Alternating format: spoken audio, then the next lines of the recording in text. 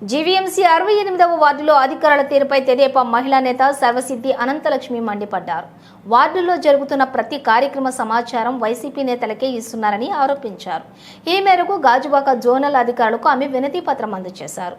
అనంతరం ఆమె మీడియాతో మాట్లాడుతూ రాష్ట్రంలో కూటమి ప్రభుత్వం అధికారంలోకి వచ్చి 5 నెలలు కావస్తున్నా ఇక్కడ అధికారులు ఇంకా వైసీపీ మత్తుల నుంచి బయటపడలేదన్నారు. ప్రభుత్వ కార్యక్రమాలు కూటమి నేతలకు తెలియజేయకపోవడం ముమ్మాటికి తప్పేనని అన్నారు. గత 5 ఏళ్లలో వార్డుల్లో జరిగిన అభివృద్ధి పనులకు సంబంధించి నిధులు ఎంత మేర ఖర్చు చేశారన్న దానిపై సమాచార హక్కు చట్టం ద్వారా అడిగినప్పటికీ కూడా జీవీఎంసీ అధికారులు ఎలాంటి సమాచారం ఇవ్వలేదని ఆరోపించారు. ఇదే విధానం కొనసాగితే అధికారుల తీరును అధిష్టానం దృష్టికి తీసుకెళ్లాల్సి వస్తుంది అని స్పష్టం చేశారు. కార్యక్రమంలో తాతారావు, వార్డు నాయకులు పాల్గొన్నారు.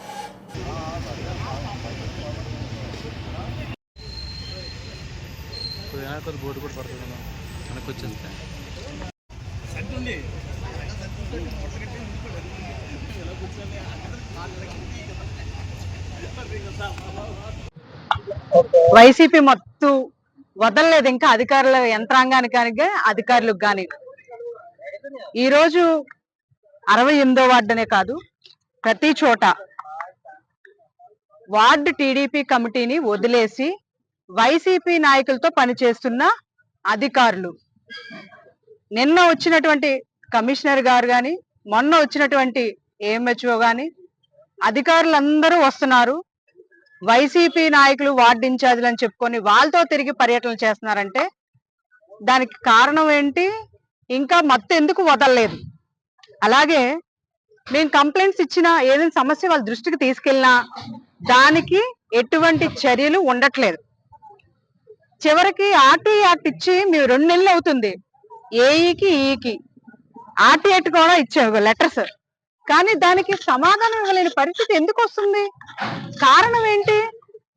వాళ్ళు వస్తే ఇవ్వద్దు, టీడీపీ నాయకులకి సమాచారం ఇవ్వద్దు అని చెప్పి అధికారులు అంటున్నారంటే, ఈవెన్ సచివాలయ ఎంప్లాయీస్ కూడా సీక్రెట్ గా వైసీపీ నాయకులు కూర్చోబెట్టుకొని వార్డు అభివృద్ధి పనులు ఎస్టిమేషన్ వేయడానికి గల కారణం ఏంటి? దీనికి మాకు సమాధానం చెప్పాలి.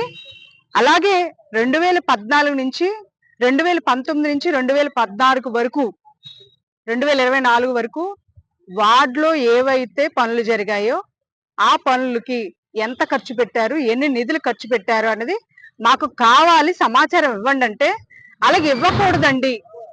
18 కోట్లతో అభివృద్ధి పనులు చేశారంటే ఆ 18 కోట్లకు తగ్గట్టు ఆ ఊరైనా ఆ గ్రామం అయినా అందంగా తీర్చిదిద్దాలి. కానీ మీరు ఒక్కసారి 68వ వార్డుకి వచ్చి చూస్తే ఆ 18 కోట్ల నిధులు ఎటు వెళ్ళిపోయాయి? ఆ